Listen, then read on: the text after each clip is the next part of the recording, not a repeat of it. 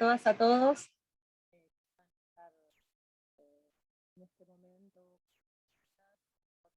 estamos muy contentas, agradecidos de tener a Panagiotis Sotiris, profesor de la Open University.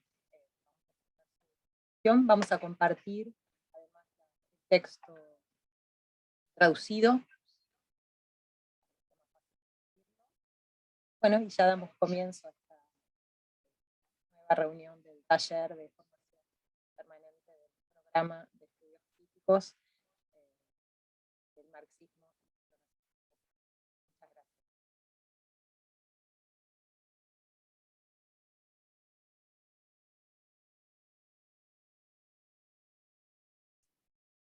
Okay, thanks a lot. I apologize for speaking in English, but as I have already told Natalia, I can take questions in Spanish, so that the discussion it can be more easy for everyone to participate. I would also like to apologize because this is a very Eurocentric presentation.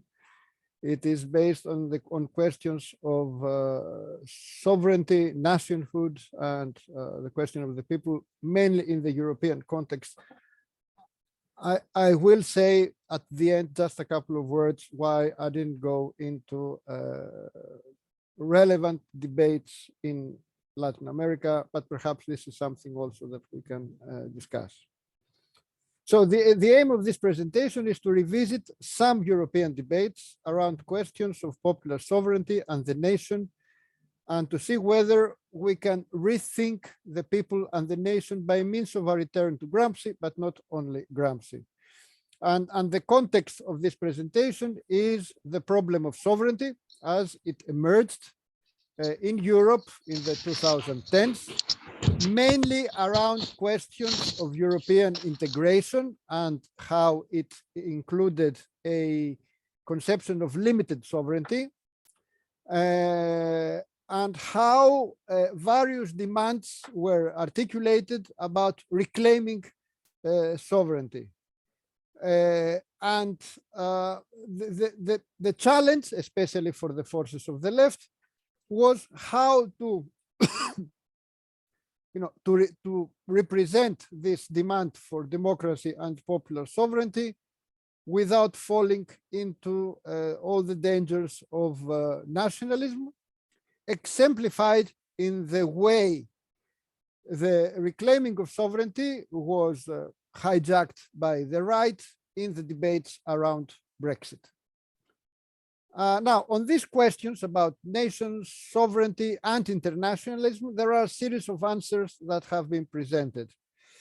Of course, there is the classical choice of a neo-Kantian cosmopolitanism. And we know that Immanuel Kant formulated his conception of cosmopolitan rights in the text on perpetual peace, and he suggested three interconnected principles. One, that the civil constitution of every state must be republican. B, that the rights of nations shall be based on a federation of free states. And C, that the cosmopolitan rights shall be limited to conditions of universal hospitality. It's interesting that already in Kant, we have this tension. On the one hand, a very strong cosmopolitan sense of universal rights, but when talking about actual implementation, a limited right to hospitality and an acceptance of the existence of states.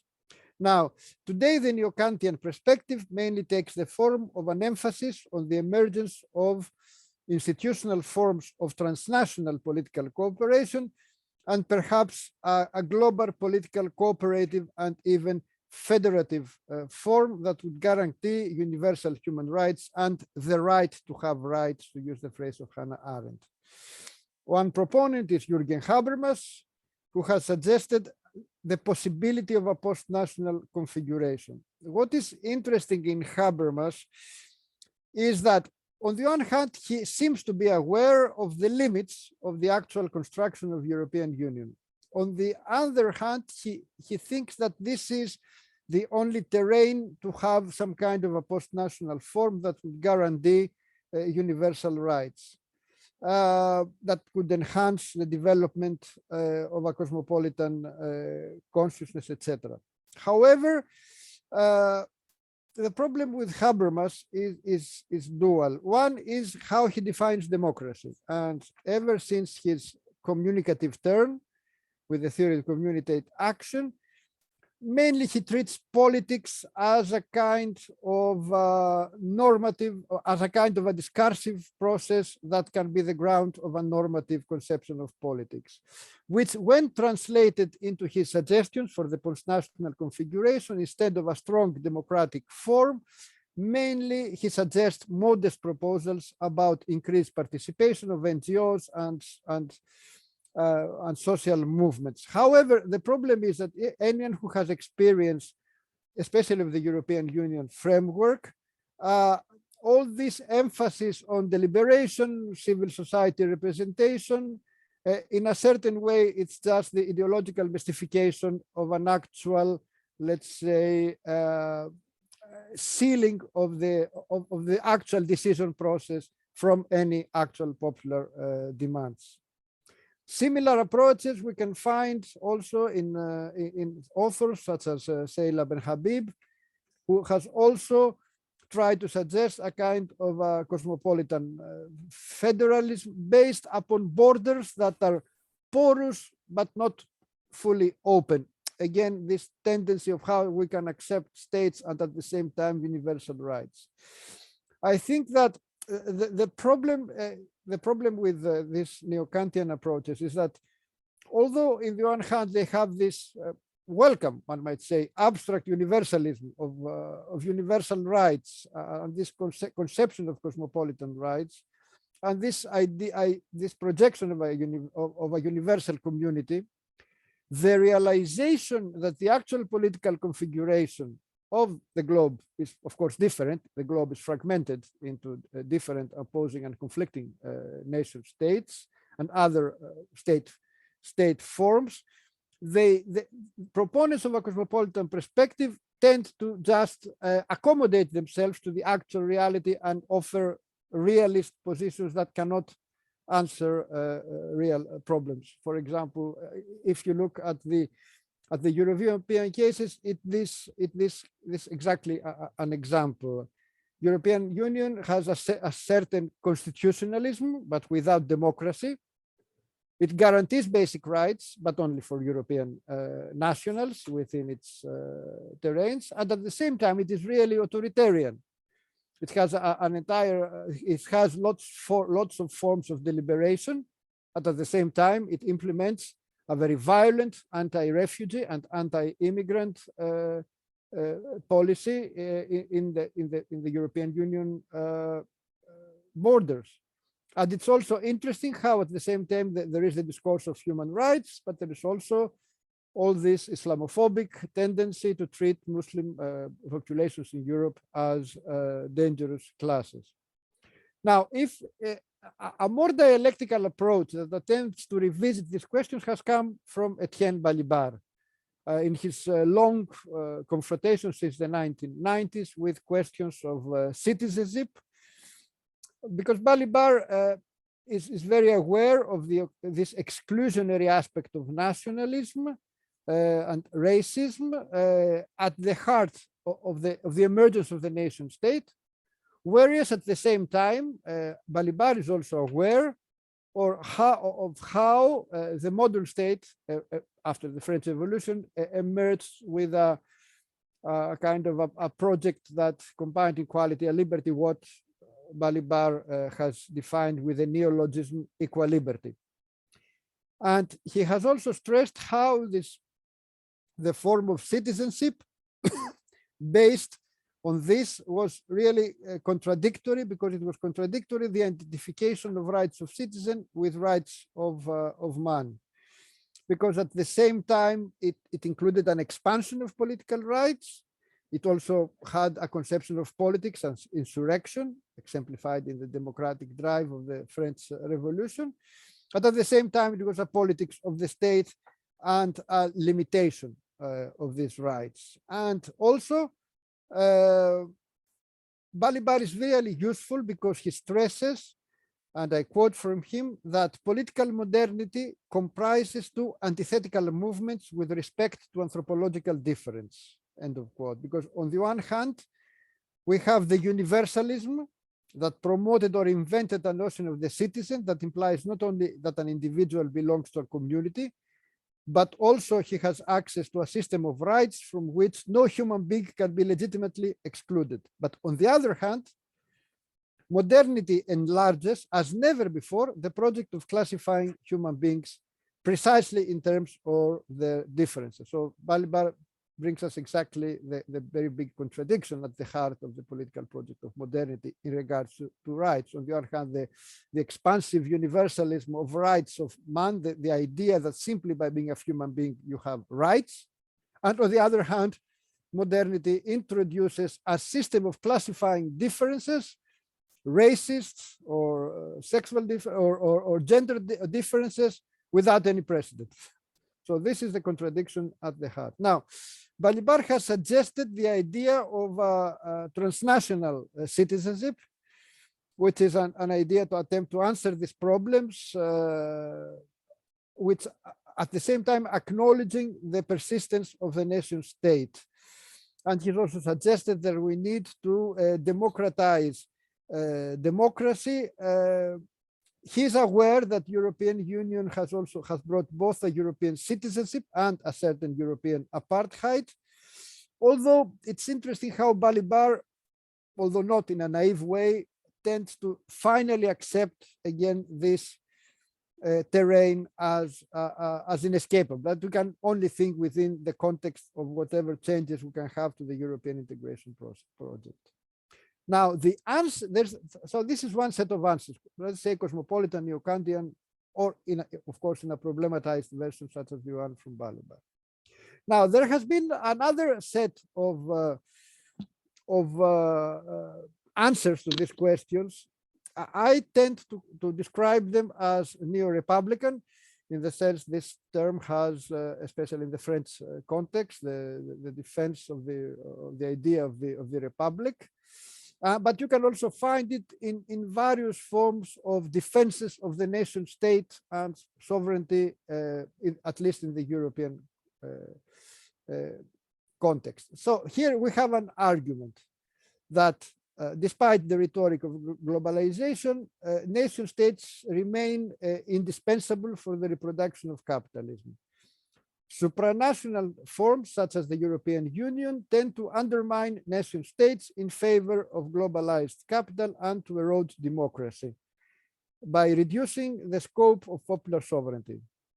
Capitalist elites accept this condition of limited sovereignty because they want to be part of globalized capitalism, and the erosion of sovereignty undermines democracy because democracy can only be active when there is a demos and a popular will to be exercised in a particular territory. There can be no supranational demos, therefore no cosmopolitan democracy. Now, until now, the argument is of interest because it points to actual contradictions and problems. However, and this is my critique, this is usually combined with this idea that to have a demos, to have this kind of political community that can exercise sovereignty and democracy within a territory, you also need a nation. This is the idea that to have this kind of political body, you also need common culture, history, community, and common identity. And consequently, multiculturalism or mass migration or globalized mass culture, all this undermine the possibility of such of political community. So as you can see, and of course I'm simplifying things, there is a shift from the question of democracy to the question of the nation, then to the question of identity, and that is where very dangerously close to far-right rhetoric. And as it is well known, since World War II, perhaps contemporary racism is never biological. It's never the idea of races as they used to be described in the 19th century. Contemporary racism is always cultural. It's the idea that there are no difference in races, but it's better that Muslims live in Muslim states and Christians in Christian states, blacks in black states and whites in white states, because it's not a good thing to mix culture. So this is the main discourse. So that is my problem with this neo-republican conception of the demos and the political community, because it identifies it with a certain conception of the nation, even though many proponents of such positions do not have openly racist positions. They have them, and there are particular European debates. For example, the debates on sovereignty in the past years after the emergence of the Five Stars movement, the common government with the far right, etc., etc. We can see very strange hybrids now. And of course, especially in Europe, this is combined with Islamophobia, which is a very particular, a very virulent problem, either in the name of, laïcité in France, the idea of a non-denominational state, or simply in terms that we don't want any immigrants. So this is the question. So is it either cosmopolitanism or, identity, a kind of identity, sovereignism? Or is this a way out? So this is my question. I'm not saying I will manage to answer it, but at least I will try to make a detour through Gramsci.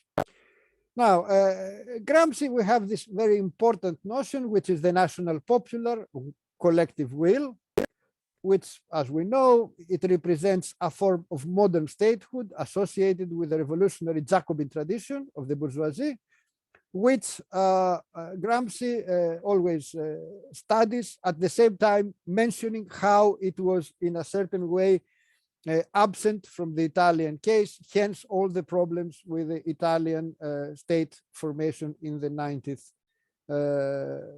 century. Now, what I find more interesting here is that Gramsci here has a broader conception of the emergence of the political forms of modernity, because it is not only the increased power and influence of the bourgeoisie, this long march towards hegemony, but also the new forms of mobilization of the subaltern classes, which is exactly this idea of this necessarily contradictory national popular collective will, although at the same time, Gramsci is well aware how the bourgeoisie will try to limit the emergence of this kind of national popular collective will, or undermine its more radical and emancipatory characteristics, which will lead us to the discussions about passive revolution, but this is another story. However, it's interesting how Gramsci has this notion, popolo nazione, the people nation, as the element for a Jacobin political project, which of course for Gramsci a Jacobin political project means from some point onwards a possible socialist or communist political project. It's interesting also how Gramsci makes a crucial distinction between nation, people, popolo nazione, and nation rhetoric, which is exactly his line of demarcation with any form of nationalism that does not incorporate the popular, the subaltern element. It's also interesting that Gramsci is always critical of any conception of the eternity of the nation. And he writes at one point, the preconception that Italy has always been a nation complicates its entire history and requires anti-historical intellectual acrobatics. End of quote. So for Gramsci, the national element is not the same as the nationalistic. It is an analytic, not a prescriptive term. It refers to particular histories and the specific role of the subaltern classes, but not necessarily to an ideology or some kind of ideal or some kind of national essence, etc., etc. Moreover, and there have been long debates on that passages in Gramsci, Gramsci has this idea that the point of departure of any revolutionary project is national, in the sense of taking account of national particularities. And I will read a big quote here, because this is a quote from notebook 14, because it points exactly to this, and I quote: "In reality, the internal relations of any nation are the result of a combination which is original and in a certain sense unique. These relations must be understood and conceived in their originality and uniqueness if one wishes to dominate and direct them. To be sure, the line of development is towards internationalism, but the point of departure is national, and from this point of departure that one must begin. Yet the perspective is international and cannot be otherwise." I think this is an important quote. It points exactly how internationalism, and for Gramsci, a member of a leading figure in the Italian Communist Party, and someone who had been the party's representative at the Communist International in the early 1920s. This is not an abstract question. This is a very specific question. If we want to think the global process or global revolutionary process, we must start from national particularities, etc. But at the same time, Gramsci always insists that the working class is the only real internationalist class and the bearer of a new proletarian universalism. At the same time, it cannot become a hegemonic class without this national dimension, without taking account of the national aspects of other subaltern classes and their formation. And André Tozel has stressed, and this is a very nice phrase, and I quote: "In this sense, the national popular opposes itself to the nationalist myth that fetishizes the nation." And to quote from Gramsci, this exactly is the challenge. It says, "A class that is international in character has as much as it guides social strata that are narrowly national, and indeed frequently even less than national, particularistic and municipalistic." So he refers to the intellectuals and peasants. So to nationalize it, so it has to nationalize itself in a certain sense. So this is Gramsci's conception. There is a kind of proletarian universalism and internationalism, but at the same time, it has to recompose a certain sense of nationhood, create the alliance with the other subaltern classes. Now, of course, this is an open question to discussion, which forms, and it's interesting that Gramsci was really interested in whether a proletarian or version of a national popular collective will might be, and how he tried to find cosmopolitan and internationalist elements in the proletarian worldview. It's interesting that in the notebooks, there is a dialogue with some authors, Italians, that from a nationalist perspective, Giovanni Pascoli and Enrico Corradini, both of them, which sort of precursors of the later fascist identification with nationalism, but at certain points, there was writers that suggested a kind of a proletarian patriotism or nationalism, and especially Corradini presented this idea of Italy as a proletarian nation. And it's interesting that Gramsci tries to see a potential Italian working class cosmopolitanism. These are very interesting passages, and there is a passage from notebook 19, originally in notebook 9, that he tries to, in this dialogue, suggests that the Italian, and I quote, "the Italian expansion can only be that of man labor, and the intellectual that represents man labor is not the traditional intellectual swollen with rhetoric and literary memories of the past. Traditional Italian cosmopolitanism should become a modern type of cosmopolitan. One can assure the best conditions of the development of Italian man labor of whatever part of the world he happens to be, not the citizen of the world as civis Romanus or as Catholic, but as producer of civilization." And further on, he says, even indeed a proletarian nation as Pascoli wanted, proletarian as a nation because it has been the reserve army of foreign capitalism, because together with the Slavic peoples, it has given skilled workers to the entire world. For this reason, it must join the modern front struggling to reorganize also the non-Italian world, which it has helped to create with its slaves. So this is a very fascinating passage. And since I'm talking to an Argentinian audience, a country with a large history and of Italian migrants coming to Argentina, it's very interesting how he sees this idea, because Italy, a country that in the early 20th century sent a lot of, as Greece also, by the way, sent lots of migrants to other countries, how he sees them as vectors of a proletarian cosmopolitanism opposed to the classical Italian cosmopolitanism of Catholicism or the literary tradition. Again, I think that if we treat the notebooks as an experimental kind of writing, these are very, very interesting attempts to find concrete elements of a proletarian cosmopolitanism, and not just proletarians have no state, etc., etc. And it's interesting that this is something that also you can find in the pre-prison writings references by Gramsci to how he thinks that the proletariat is the only real national class, because it can stop the process of dissolution of the national unity, in the sense that it's the only coherent social force that can create a better quality of unity of society.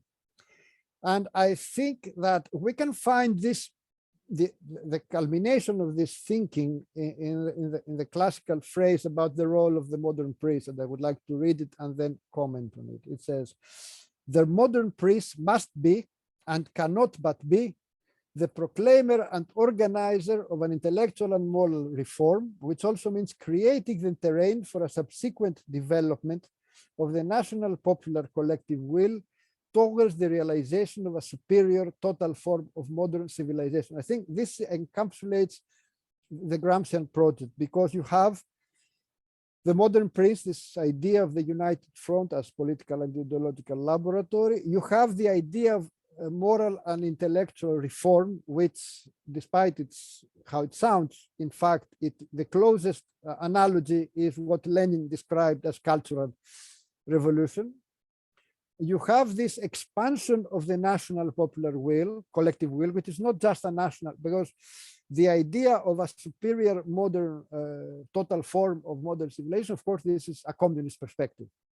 So I think this encapsulates this, whatever Gramsci was trying to think. Now, of course, there are some objections one can raise, mainly about the limitations of Gramsci's thinking. For example, Gramsci's problem was how to recognize subalternity as part of nationhood. If we look at the Southern question, it's mainly internal exclusion, contradictions of process of national unification rather than colonialism or decolonization, although there are passages of Gramsci writing very strongly against colonialism, etc., etc. There are in the text, but to make some economy on time, I will not read them. So I think that it's interesting that Gramsci was aware of these questions. Now, in this sense, and I use the phrase from two authors and friends, Stefan Kipfer and Gillian Hart, they have this assessment that Gramsci in a certain way is both vital and insufficient to approach anti and post-colonial nationalism. So there are obviously limitations in how Gramsci, the questions he posed, but at the same time, I think that we can still refer, there is a complexity in his thinking. There is a political logic in how he tricks the formation of the popular national collective will. There is this idea that it is a contradictory project with subaltern dynamics coming in contrast with the bourgeois tendency in the end towards passive revolution and not expansion of the democratic dynamics. And I think that we can still find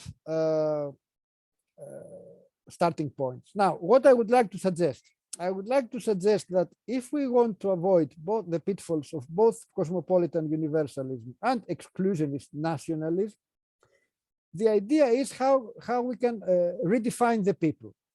Redefine the people upon the contemporary condition of subalternity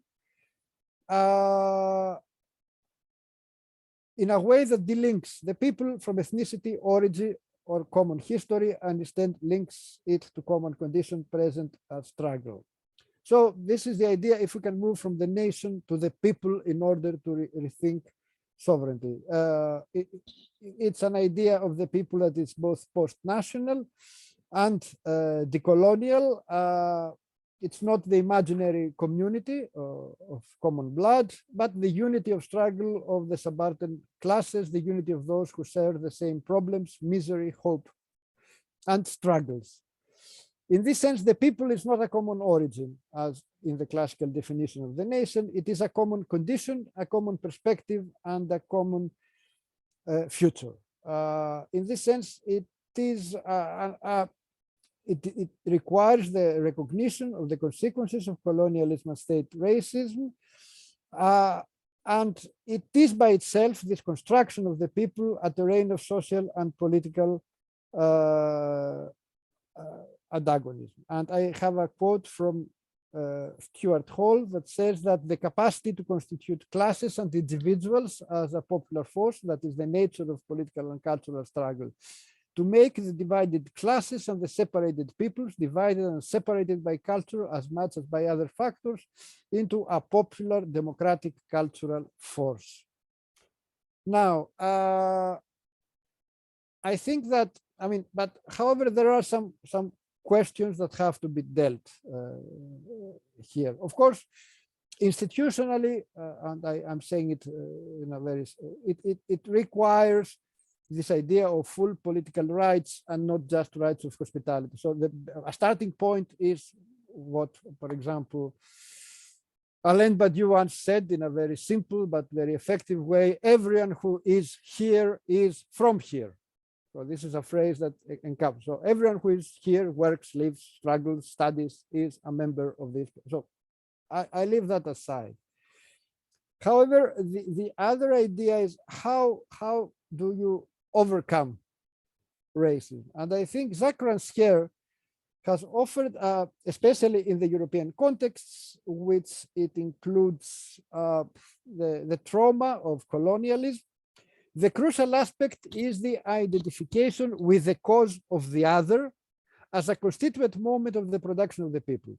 And writing about the importance of the movement against the French state's war in Algeria as a crucial aspect of sanctification, political, he insists that the crucial step was the disidentification with the French state that was responsible for the repression, etc. And this process of disidentification with the state and identification with the cause of the other is the production, I quote, the production of the people that is different of the people that is seen, talked, counted by the state, a people defined by the manifestation of a harm made to the constitution of a common which constructs by itself another space of community. So I think this is very important, and one can project this to all other very important, very constituent moments in the emergence of new forms of population, which is exactly the identification with the cause of the other, the identification with Black Lives Matter, the identification with refugees and their struggle, the identification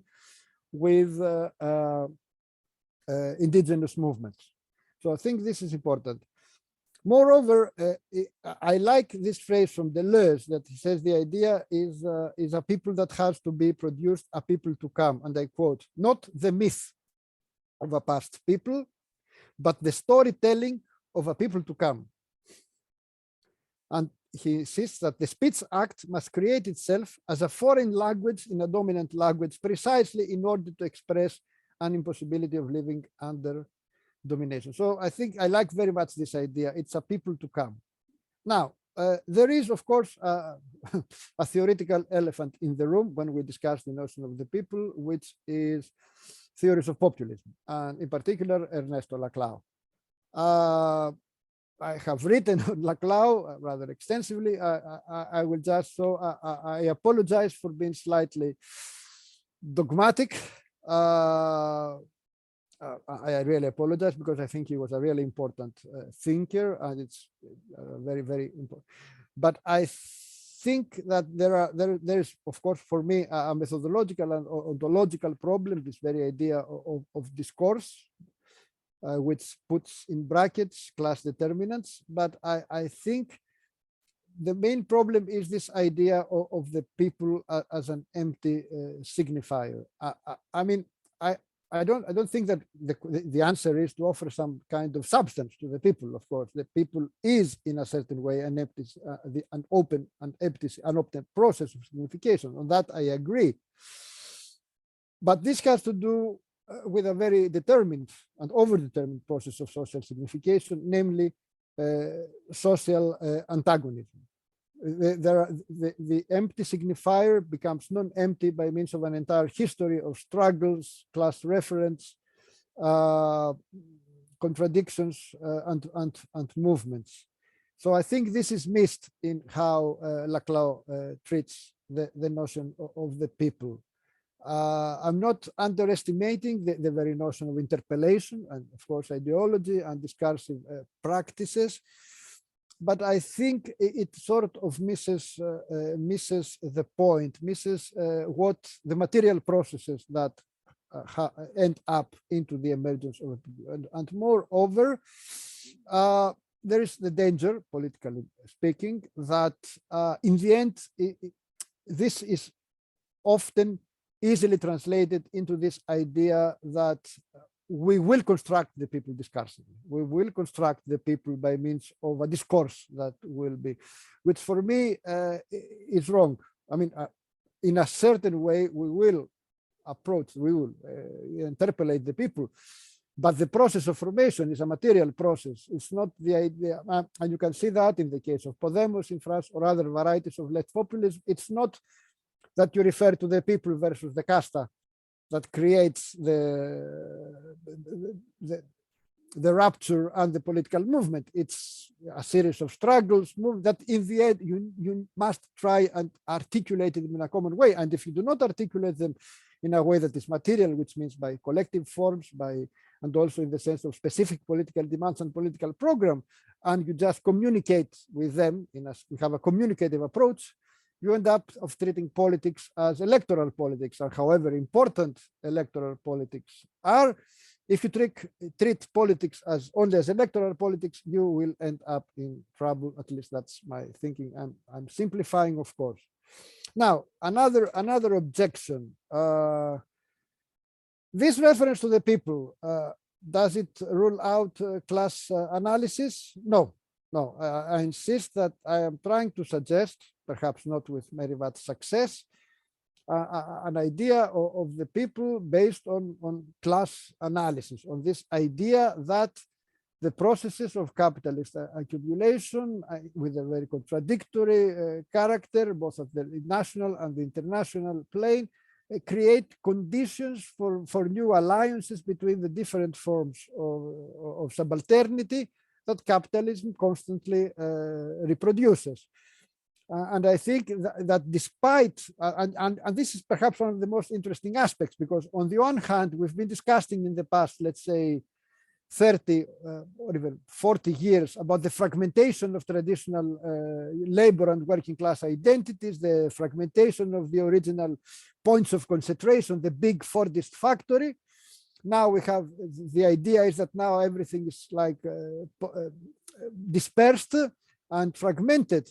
But if you look at it at the same time, you will see emerging new forms of common identity, new forms of bringing together different strata, because exactly common conditions in the end create also common perceptions. And sometimes these are more interesting than the ones we used to have. Because if you take, for example, precariousness, the basic ontological element of the contemporary labor force, a labor force which is at the same time much more educated and communicatively capable as regards to the past. So this creates also a stronger apprehension of this condition of subalternity, which in a certain way can also create linkages that we would not see in the past. This, for example, can make a very precarious diploma holder to feel a kind of solidarity for the undocumented migrant that is not the solidarity of externality. I am secure, you are not secure, I feel sorry for you, which is not bad, by the way, but the kind of idea we have common problems, that we struggle together and we can live together. I'm not saying this is easy. There are many real barriers, institutional, racist, but I think that we can see this production of the people actually in action in how the subaltern classes are reproduced. And of course, this is an important terrain of political intervention, because of course, all these processes, the formation of what today in the 21st century might mean the national popular collective will, it requires political intervention. It is not something that spontaneously emerges, but it's not politically constructed. It's not something designed. This would have been arrogant, a kind of political hubris. But at the same time, it has to be, it's a kind of intervention to enhance dynamics that are there, and to use an Althuserian metaphor, to help encounters, make encounters that can last. You can also, and it also offers another way to rethink the importance of struggles.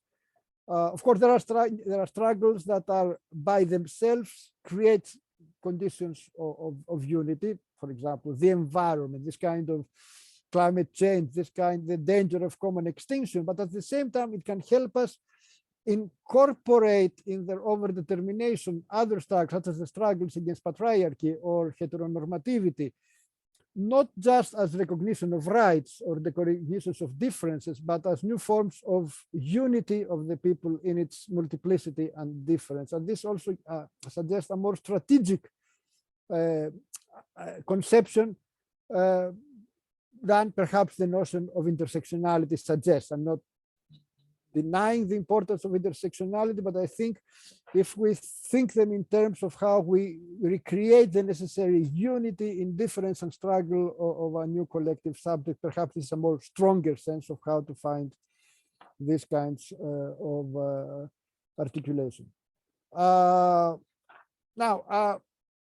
and I think that because we need to find, let's say, a common element, I think this is the continuing pertinence of the notion of the people, because exactly this idea that in the end you want to, as opposed to simply the working class, for example, not only it's a class alliance, it's an alliance of movements, it's a complex unity. So I like this idea that the people can be a useful synonym of what Gramsci, for example, might suggest a new historical bloc.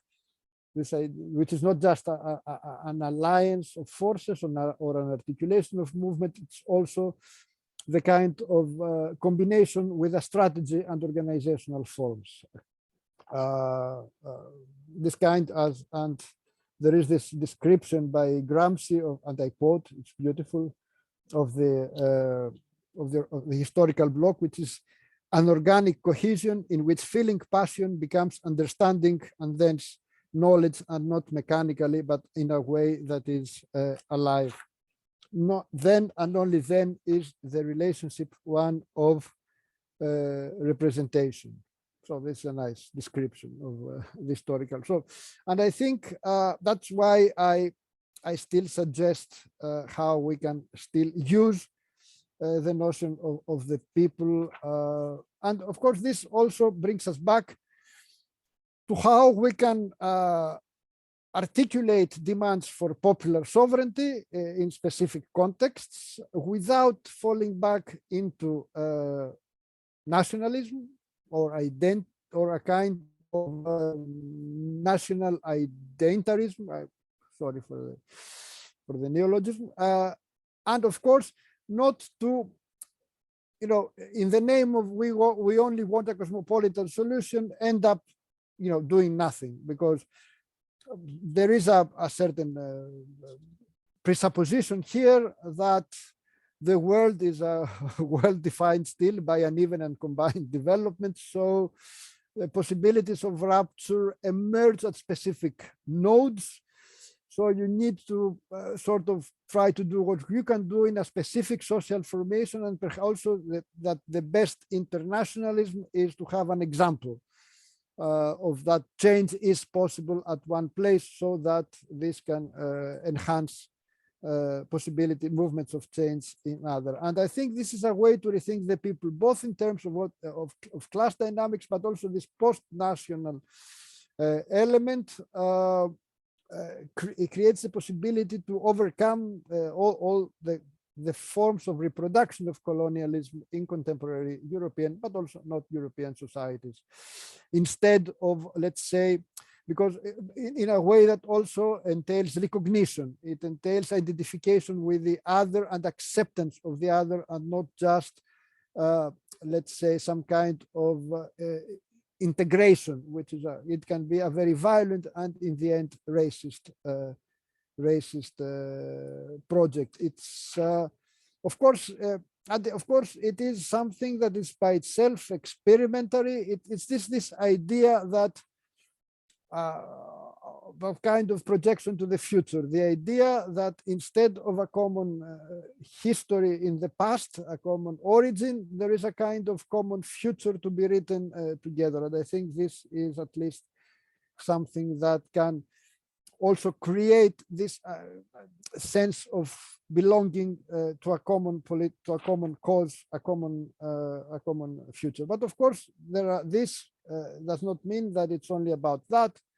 This has to be articulated with all the open questions of what it means, a politics of emancipation, what organizational forms, and in the end, what it means to engage in what Marx called revolutionary praxis. So, but I will leave that there. So that's my presentation. I hope I did not take up too much of your time, and I would love to answer any questions. Of course, just a final point. As I was telling Natalia, I didn't go into the Latin American debates, and the reason is that there is a difference. There are similarities, but also differences in how the colonial the persistence of colonialism functions in the European context and in the Latin American context. I'm not saying that they're not analogies, but there's something different in the question of indigeneity. How do you incorporate it? How you have first to recognize it as nationhood or something, etc., etc. So this is something that it's not the same in Europe, but there are also exceptions. The Spanish state, of course, is a case. And in a different way, you can see the persistence of the national element in the disintegration of the United Kingdom, the potential disintegration of the United Kingdom in the future. But this is different. So I haven't gone into the discussions on plurinacionalidad and such debates, although I think they're really pertinent to these questions. On the other hand, on the positive hand, I always thought, that's a personal point, that the Latin American traditions, the Latin American revolutionary traditions, always offered a very interesting examples of how to recuperate a certain subaltern patriotism, which I always think it's very fascinating and interesting. I'm not saying that this is something to be imitated in the European context, because one can end up in nationalist monstrosities if it's not careful. But still, it's also very interesting to see that the roads to a post-national construction of people, this kind of unity of the subaltern, is complex, uneven, overdetermined, and there are always more choices than we think. So that's my comments on the Latin American debates, for which I have a very, very narrow and not deep knowledge, but I do promise that I will really go into them more. So thank you.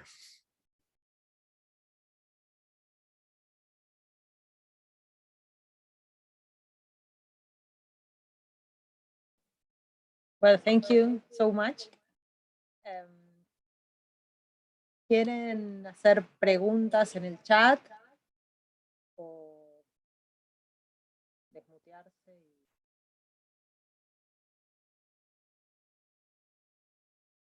¿Tenemos alguna pregunta? ¿Comentario? No se escucha muy bien, Nat. A ver. ¿Querés moderar vos, Rami? Porque tengo un problema con el micrófono, evidentemente, o Martín.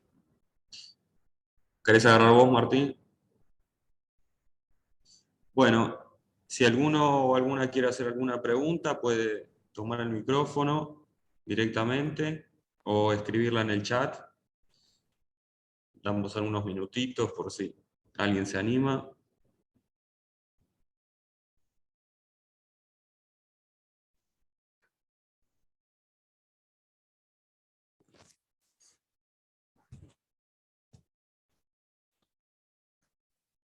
Tengo una, pero no se me escucha, ¿no? Ahí sí. Bueno, me acerco un poquito a la máquina. I find very interesting this non-identitarian concept of people. Not just interesting, but strategic at the moment. But I wonder if the stress on the future temporality, then the people to come or something of the sort, doesn't travel in the same way as Laclau does when he thinks about the articulation of significance with no past. Perhaps the material consistency is not about practices against discourses, but about historical temporality, plural temporality. So how can we think about this kind of composing practice of the people, which I, by the way, find very similar to or close to the idea of wide class that the feminist of the social reproduction theory performed, the idea of working class in a wide conception. But how can we deal with this temporal problem about composing people, but people with no memories, with no popular, digamos, culture and something? Well, that's my question. Well, first of all, you're absolutely right, because you point to a danger in my position, which is actual. Because this idea, okay, let's look to the future, can be like, no, I try to stress in my presentation that also this requires a process of identification with the other, the history of the other.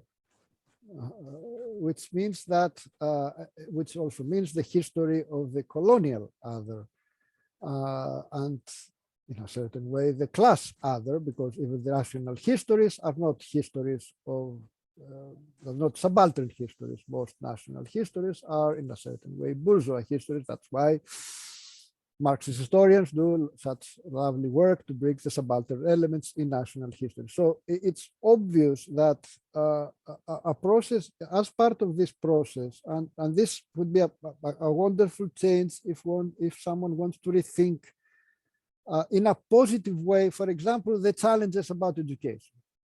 A debate very, very often returning in Europe, in Greece, but in other countries. Yes, but we have children, they come from different histories, but they should learn the national history. And this takes also an institutional form. Part of the requirements for citizenship is to pass an exam.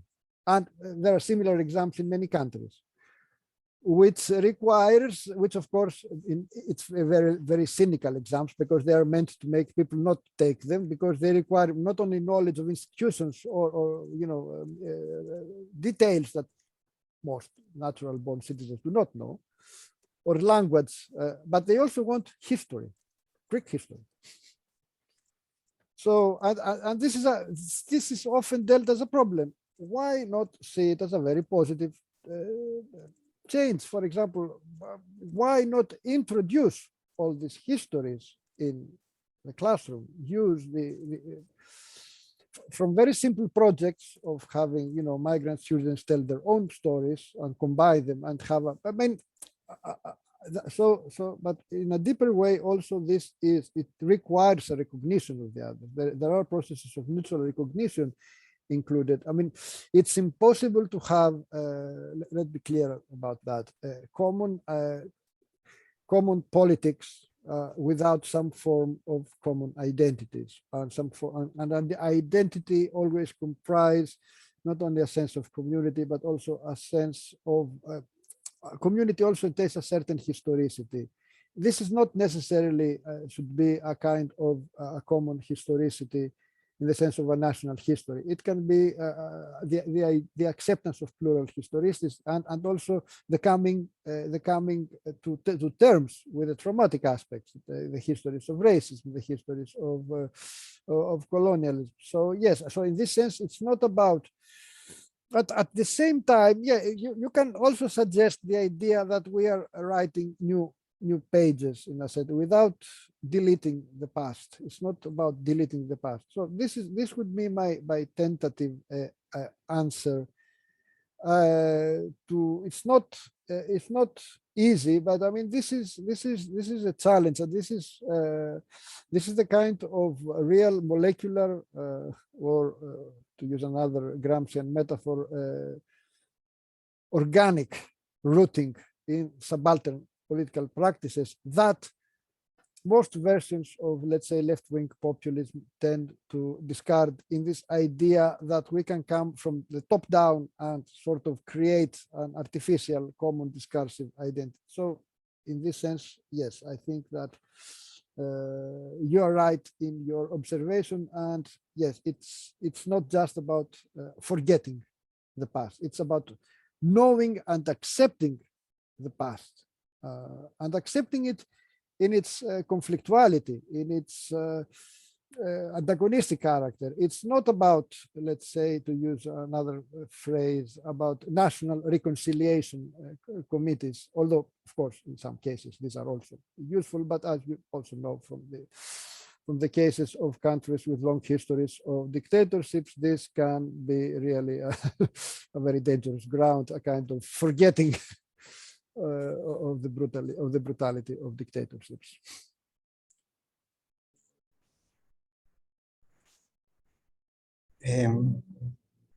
¿Se me escucha ahí? Bueno, gracias, Panagiotis. ¿Prefieres? ¿Me entiendes? Si no me entiendes en español, me dices. ¿Está bien? No, yo te entiendo. Muy bueno. Puedo intentar, si no en inglés o en italiano. Bueno, interesante. Yo voy a tomar algo que vos planteaste, que es partir un poco de la poca atención que admitís que tenés en el texto hacia la discusión latinoamericana, para introducir la pregunta sobre una cosa que aparece muchas veces en el discurso de la izquierda europea, que es la dificultad para lidiar con el problema de la nación, ¿no?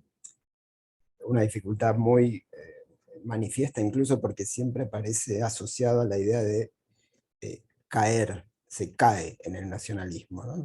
La nación es un problema en el que, ¿no? El falling, ¿no? Como que pensar el pueblo sin caer en el nacionalismo, pensar en la soberanía sin caer, porque ahí me parece que hay como una palabra muy sintomática, y me parece que hay que seguir preguntándose por las dificultades para tomar en serio la discusión sobre lo nacional popular en América Latina desde las izquierdas europeas, ¿no?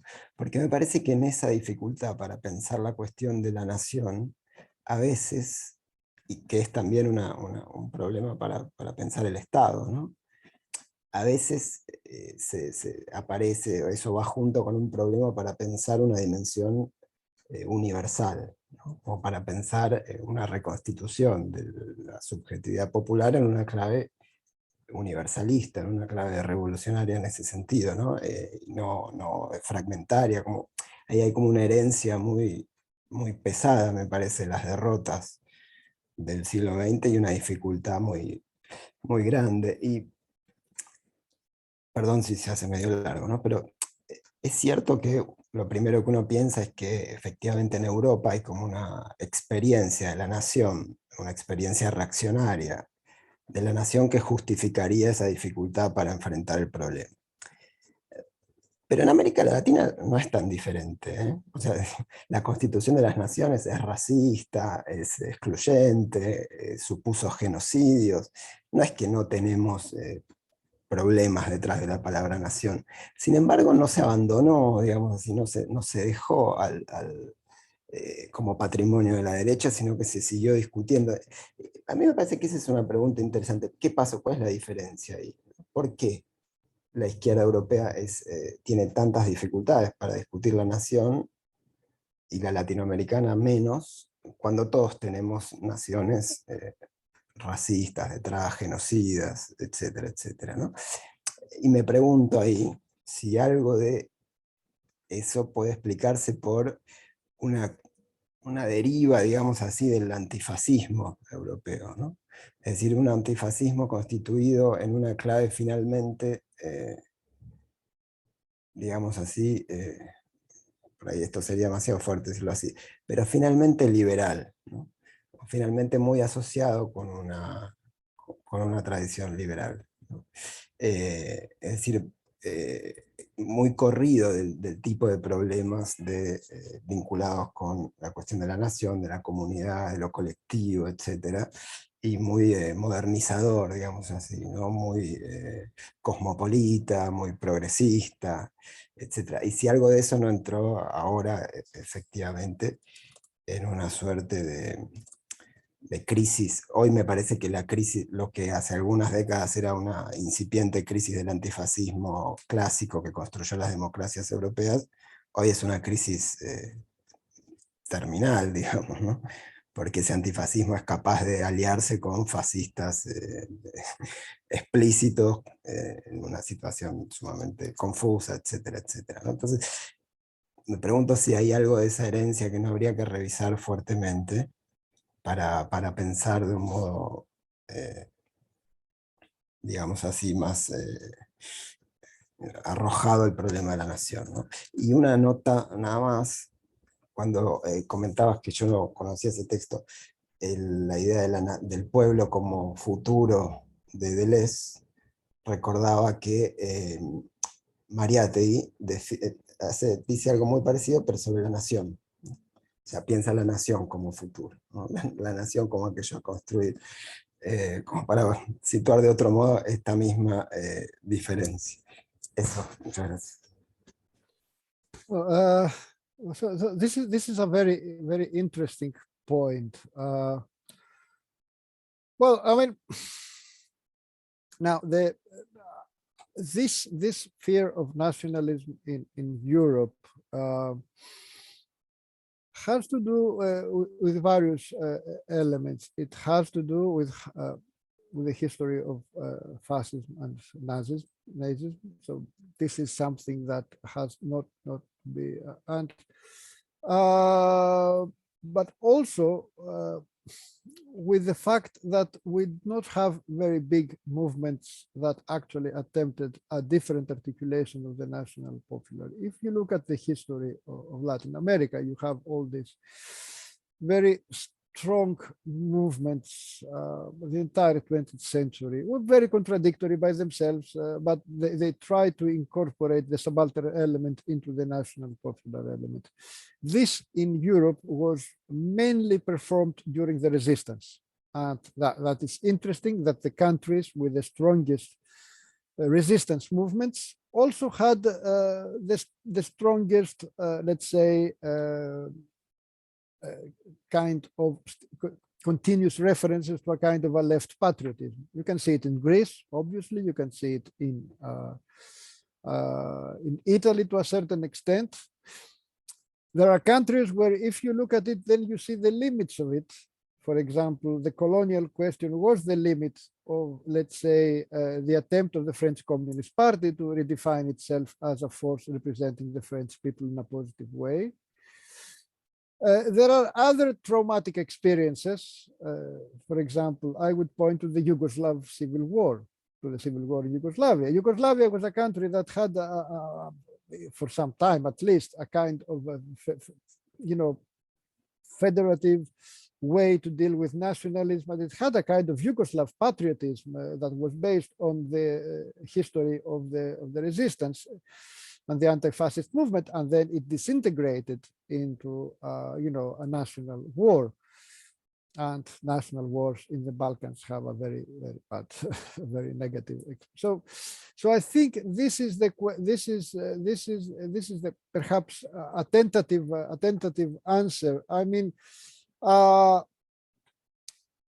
sometimes even myself, I think that, okay, I can suggest that let's instead of, substituting the people for the nation, let's rethink the nation. And I didn't put it in the shorter version I gave to Natalia. I had a quote from Frederic Lordon, who's written very interesting stuff, very interesting texts on these questions, who had a phrase basically redefining the French nation and suggesting that all those immigrants are French, all those big French capitalists that, have their capitals in tax havens are not French, because, in this sense, I agree that we can even redefine the nation. I agree. I mean, the challenge is always the same. How do you have this, create a kind of political community that is historically and, let's say, territorially specific, but at the same time representing a kind of universalism that does not deny the specific histories that are articulated. But on that and why it is different, on why this is different in Latin America, I try to make a suggestion. I think that in Latin America, the nation has been a much more contested terrain in every aspect. That's why I was just reading it the other day again, to Zabaleta Mercado's book on the national popular in Bolivia, which is it has all these passages on the very complex histories and movements of how the nation emerged in its Latin American case, and you can see it in the persistence of very strong popular movements or indigenous movements that acquired this demand for kind of nationhood and nation identity. So this created a much more contested and open, plural and emancipatory conception of the nation than, and of course it also has to do with the history of revolutions in Latin America, because there's, I mean, this is to be Gramscian in a very classical, even historicist way.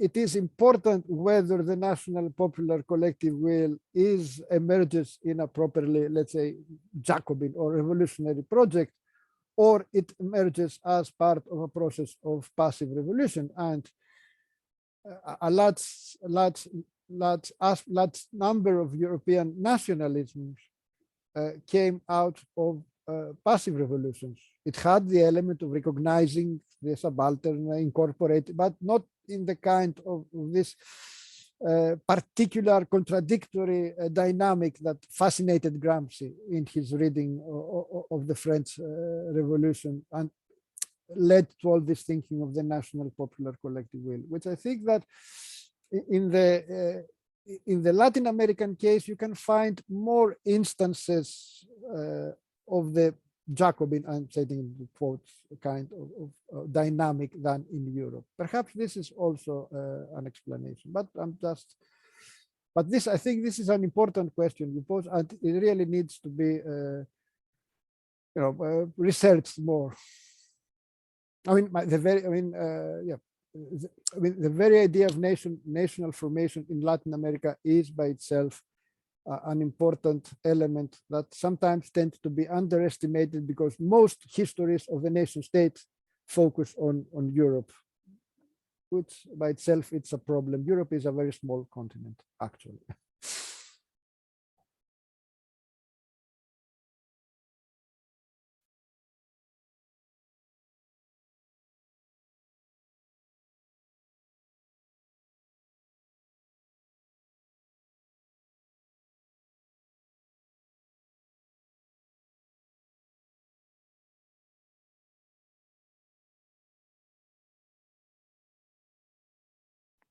Gracias. Sí, yo también voy a tratar de hablar lo más lento. Como chilenos tenemos ciertas complejidades en la dicción, lo voy a hacer más lento también por amabilidad al ponente.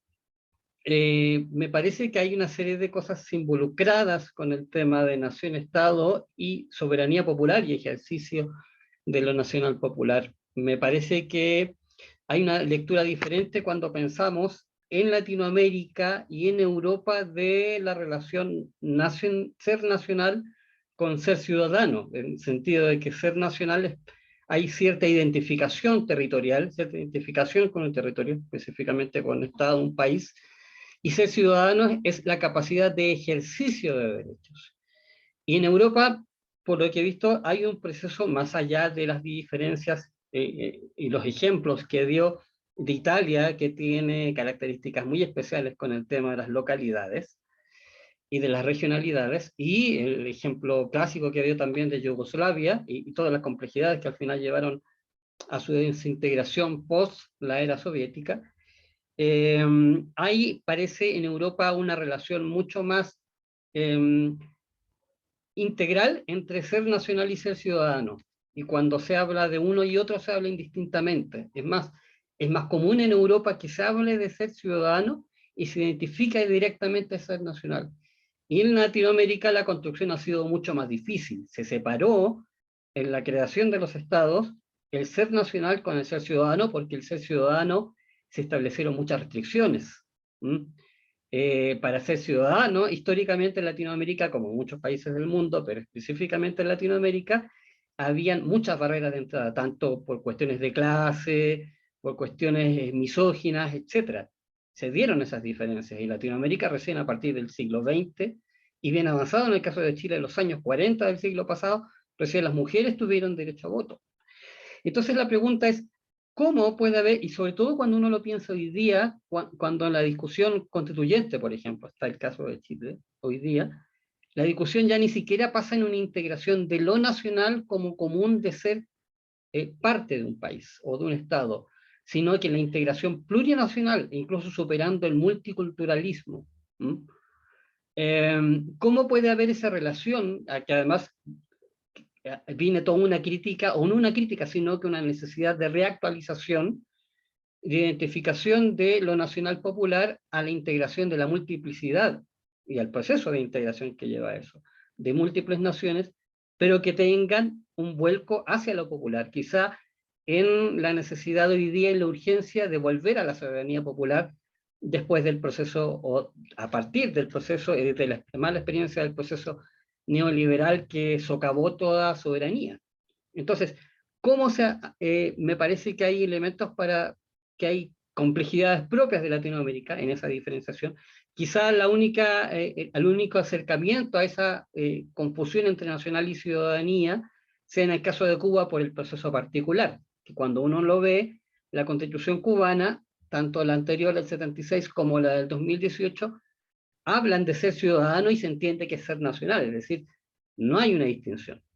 Pero en Latinoamérica en general sí, hay una distinción entre ser nacional y ser ciudadano, y sobre todo con las complejidades, repito, de hoy día, la plurinacionalidad, la necesidad de vuelta a una soberanía popular, y todas las necesidades de asunción que de alguna u otra forma retrotraigan la fase neoliberal. ¿Cómo puede darse esta complejidad de la nacional popular en la realidad latinoamericana tomando en cuenta estas características particulares? Gracias. Yes, I mean, so this is a difficult question. So just because I can only speak more about the European side. Now, I agree. I mean, yes, in Europe, you had this idea of, let's say, the identification of the nation with the political community, although, of course, this also had large forms of exclusion from women to certain minorities, etc., etc. This is part also of the European history. Don't forget that most nation states came out of former empires, the disintegration of empires, and that European borders are still being drawn. So this is, in a certain way, this is an open question. This is also a point that can explain this kind of European fear of European left for nationalism, because you had this very traumatic return of nationalism, because when the disintegration of both the Soviet Union and Yugoslavia, and also took the form of nationalism substituting and antagonizing any kind of reference to the socialist past. So it was a kind of nationalist neoliberalism that became the dominant ideology, and this realization, and the realization that this can lead to such bloody civil wars, because it's not, I mean, listen, I mean, for someone of my age, for example, I remember being a tourist in Yugoslavia in the early 1980s. You could not imagine that these people you met were going to, you know, start shooting one another in a kind of very, very, very specific national war, the kind of war we had in the Balkans in the early 20th century, for example. So this is something. So, but on the other hand, I think your point, however, I think you also point to why it is important to rethink popular sovereignty, because as you mentioned, it's an acceptance of multiplicity, because it's because this is perhaps a dialectic. You need to, of the particular and the universal in very old Hegelian terms, in a way that you need to acknowledge and to recognize, and this has been an open struggle in Latin America for many and still going on, recognize the existence of other national reference or indigenous reference, and you know, and not just incorporate them, but also, you know, give them the recognition they deserve and make them part of a democratic process. I think this points exactly to how we can think the people is a procedural notion. So this is perhaps something that I did not stress enough. It's the people is a process. It's not an identity. It's not a. This is also why it's not a signifier. It's a constant political process. I think I have the phrase someplace that I am suggesting. I don't like the phrase, but this was the only thing the only I could think. It's a politically performative notion. So it's not just about the people is something to be practiced. It's not something that simply becomes.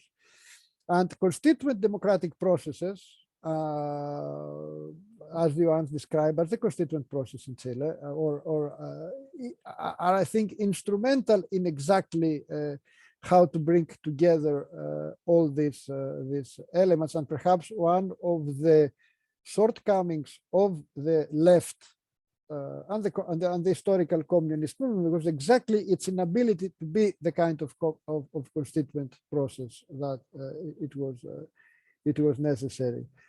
And this, of course, depends on the dynamic of movements, of how these questions. But it is obvious that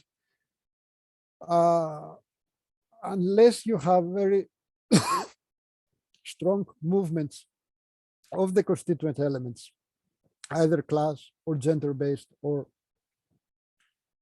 nations, you cannot have an actual constituent process in the end.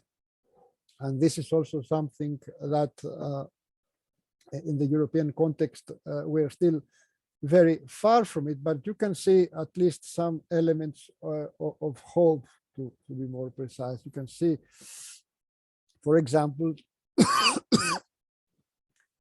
if you look at the French case, one of the interesting elements of the past election was that not only the percentage acquired by Jean-Luc Mélenchon, but his appeal in the suburbs, which by itself, it's the first time after many years that a force of the left actually managed something like that. And it had to do with, strong movements, pressure to Mélenchon himself to, change his position, because he was coming for a very strong Republican, what I say, Republican position in regards to questions of the nationhood. And now he is the only, and now Mélenchon is the only, politician of that appeal that actually, has a kind of a decolonial perspective. Even the Communist Party does not have, at least in its discourse. So yeah, I think this I think you point to a very, very, very important element. But this, I suggest, Latin America has been for many years a laboratory. And in a certain way, perhaps it is, to use this other metaphor again, becoming, a fabrica de sueños and a factory of dreams. But you have the kind of collective experiences you have had in the past decades is very impressive in contrast to Europe. Europe, we had smaller things. We thought that they were big. I mean, I'm Greek, so everything that happened in Greece seemed big to me, but it was not big in a certain way. I think that other movements have been more important, especially in regards to these questions. And it would be good to have this debate, broad, in a more broad way.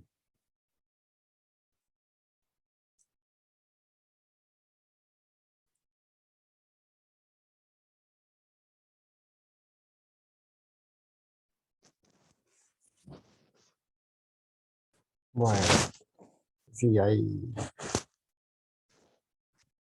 preguntas, comentarios. Muchas gracias, Panagiotis, de nuevo, por la exposición y también por escuchar múltiples lenguas.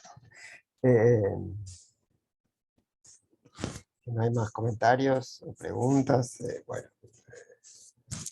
te agradecemos mucho, Panagiotis, la presencia a todos, a todas. Y bueno, seguimos en contacto. Nos vemos la próxima. Y eso sería todo. Saludos. Muchas gracias también. Gracias. Gracias.